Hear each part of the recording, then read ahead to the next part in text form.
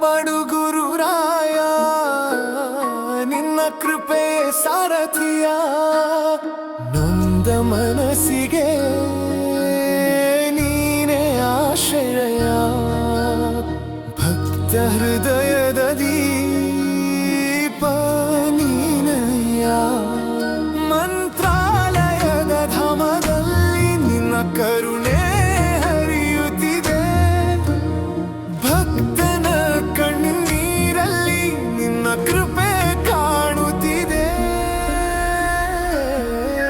ಗುರು ರಾಘವೇಂದ್ರ ರಾಘವೇಂದ್ರ ರಾಘವೇಂದ್ರ, ನಿನ್ನ ನಾಮವೇ ಆಶ್ರಯ, ನಮ್ಮ ಜೀವದ ದೀಪವೇ.